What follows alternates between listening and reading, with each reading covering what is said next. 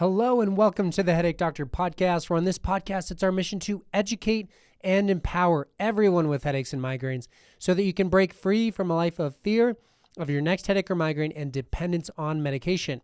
In today's podcast, we're going to get super practical. In the last two podcasts, I interviewed patients that have successfully gone through our process here at Novera. And if you haven't yet, go back and listen to their stories because they're going to be incredibly helpful and impactful for you, as you will likely relate to where they started, the symptoms that they're experiencing, the sense of hopelessness that they had trying to navigate our healthcare system without any sense of getting to the source or relief, and then finally finding something that was able to help. And so we hope that you find encouragement in those stories. Stories are super powerful. And so we want to make that a regular thing on this podcast, where we interview people that have found success and are now living life with little to no headaches or migraines. On today's podcast, we're going to talk about three of the main exercises, three of the exercises that we provide to our patients.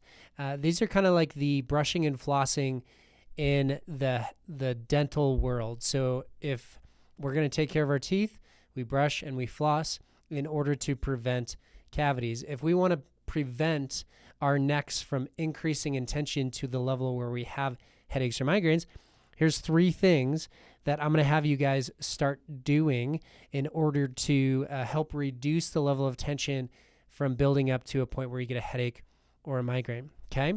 Now, something as like a disclosure, or at least a disclaimer before we get into this. If you are doing these exercises and it doesn't seem like they're having a huge impact, that by no means is indication of it not being a neck issue. Okay. So don't necessarily use this as a diagnostic tool if it doesn't seem to be helping. Now, we do know that if you're going to go on a diet, if you reduce the caloric intake that you have and you start eating better foods for you, let's say you replace fast food with healthier salads and greens, if you expect a change in 1 day or 2 days or even a week, you may not get it. And so you don't necessarily evaluate that change based on the short period of time.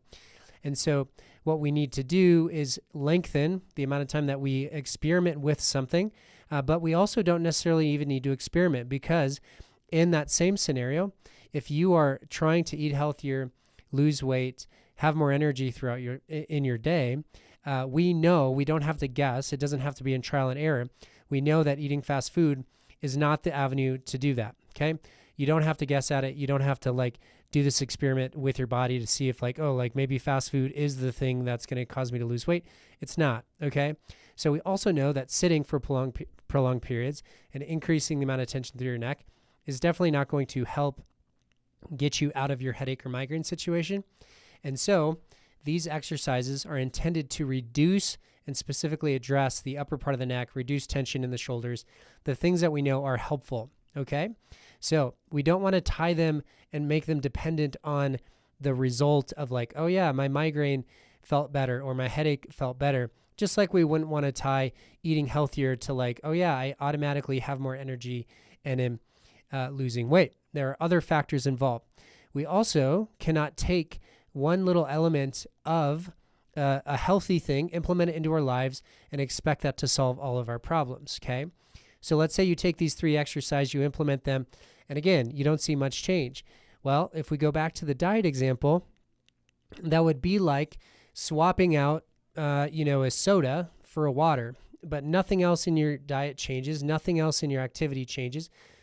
You don't incorporate exercise. You're basically living everything. You're doing everything the same, but you just switched one element. If you look for a dramatic change or even a change at all by just switching one component, it may not be there. And so this is intended to be one step in a bigger process. Okay. And so the podcast, as you listen through the episodes and we go on this journey together, is educating and empowering. So it's educating you so that you know the big picture. You understand the problem, you know steps to take, and even now you know a provider to work with. Here at Novera Headache Center, we'd love to have you come alongside the mission that we are on so that we can help you get to where you want to go. But we want to make sure that these exercises are looked at with the proper lens, okay? I also want to make sure that you understand it's not as if, now that I just downplayed them, they can be super helpful. I'm providing these to you because we have people all the time that tell us like, wow, they really do change their experience. If they take the time to do these exercises, they feel less tension, their headache reduces, maybe they're able to mitigate their migraine symptoms, things like that. And so there really is validity. There's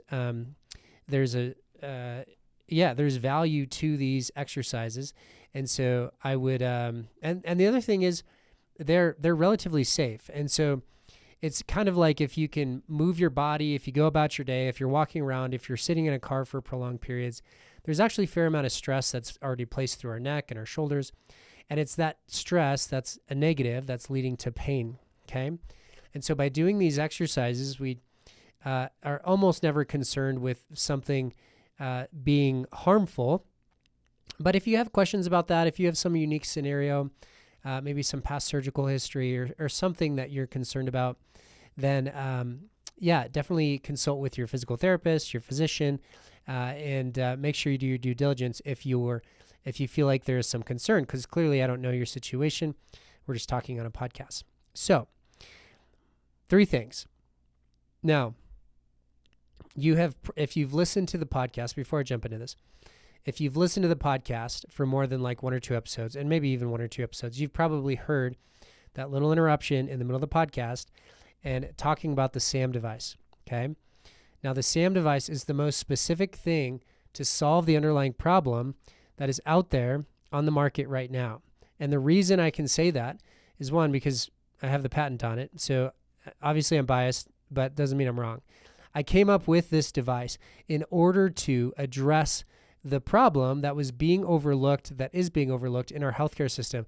It came about from a patient who said, hey, is there something that I can use at home that replicates what you're doing with me in clinic? Okay, and that's what came about, was the SAM device. After years of research and working with engineers, getting it manufactured, now you can just go buy it with a couple clicks on Amazon, and it'll be at your door in 2 days. Now, I would love for you to purchase that, reach out to us, let us know how it's going. I would encourage you to leave us a review on Amazon, as it would help the Amazon platform reach more people and have people build trust with the device. And that is ultimately, when you're thinking of things that I can do at home, that is something I would highly, highly recommend. Okay, so that's in addition to these 3 exercises. All right. I have a podcast 5 or 6 episodes back that talks about the SAM device. And so listen to that if you want more details on that. Okay. So 3 things. First is the chin tuck. All right. So maybe you've been to another physical therapist and they've had you do a chin tuck. Okay. Chin tuck is super basic. It is basically having your head on your neck in a slightly different position than what it's used to, or what we more commonly rest in. Like, our resting posture is typically forward head position. Forward head position means our head on our neck is sort of an extended posture. So think of the head as like kind of cocked back. If you have that sensitive spot in the upper part of the neck, just below the base of the skull, and you press there and it's sore and irritated, that's where the head sits on the first bone, and there should be this nodding motion that occurs.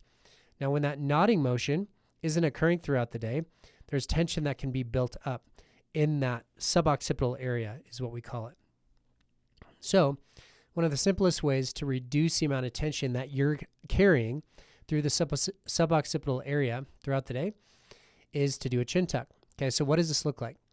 What you can do it sitting, standing, really pretty much in any position. You can do it lying down. What you want to do is you want to make sure you have good posture. So sit up nice and tall, or if you're standing, have your weight through both feet evenly. Don't be like resting on one hip. And then what I want you to do is slide your chin back and then do this little tuck. Now, the benefit of going to YouTube and subscribing to the podcast is that you can actually see me do these things, okay? So I'm just going to take like 5 seconds, and show you what it looks like. It's hard to talk when you do it though, but it's here. Just like that. So you slide your head back, and you do this little tuck, okay? What you should feel is a bit of a stretch on the back side of the head, okay? Upper part of the neck, base of the skull. Now, we want to feel a stretch there. We want to just like nod in and out of it 10, 15 times or so. And this is one that you can pretty much do throughout the day, whenever you think about it. Do these little chin tucks, okay? We recently have had several people tell us that that has made a huge difference for them, okay?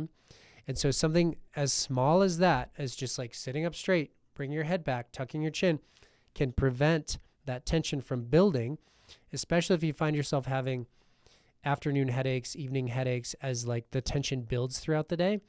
You can do these chin tucks throughout the day to help mitigate that. All right, so that's number one. Number two, second exercise. I want you to grab a 3-foot foam roller, lay it on the ground, and you're going to lay on it with your arms out to the side, okay? So the foam roller is going to support the base of your head, so the back of your head, all the way down to your tailbone. That's why it needs to be 3 foot long. You're basically laying the entirety of your spine up to the back of your head on the foam roller, okay?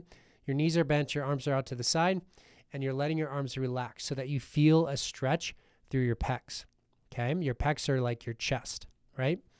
Now, a couple benefits to this. It's very relaxing. It doesn't feel like you're really doing anything. You're actually not really doing much. You're just focusing on your breathing. And so compliance with this is pretty high. Patients tend to like this exercise.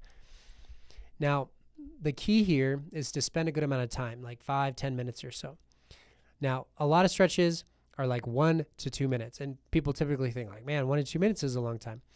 If you think about the amount of time that we're spending sitting with a forward shoulder posture, forward head position throughout the day, like hours, then 1 to 2 minutes in the opposite position is really not that long. It usually takes 1 or 2 minutes before I personally feel my shoulders start to open up and the benefits of the stretch. And so you want to push past the 1 or 2 minutes. You want to get to like 5 minutes, 10 minutes. And then while you're laying in that position with your arms out to the side, maybe shoulder height or so, you want to focus on your breathing. And so here's another benefit of this is you get the rest and digest parasympathetic nervous system activated out of that fight or flight state when you focus on breathing. So breathe in through your nose and use your diaphragm, which would be like breathing through your stomach. So focus on inhale, stomach rises, exhale, stomach drops, okay? You're laying in this position, arms out to the side, stomach elevates, depresses, with your breathing through your nose, okay? If you lay on the foam roller and your chin is popped up and you're kind of like looking up behind you, that means you have a really tight suboccipital area, which goes back to the chin tucks. You need to be doing more chin tucks throughout the day. But what you can also do is tuck your chin while you're on the foam roller. So you're laying there, arms out to the side like this, tuck your chin a little bit, and feel this stretch on the back of the head while you're breathing and your knees are bent up, okay? Now, with this one, if you have bad knees, if you have troubles getting up and down off the floor, this might not be the best one. You can do a doorway stretch or something like that, okay? Now, these are things that obviously when we work with people in person, we make sure they're doing them properly. We walk through it with them. It's really it's education that we provide, and the people are on their own doing it. And when they come into the clinic, we're doing a lot of hands-on treatment. So physical treatment, restoring mobility to the neck, jaw, shoulders.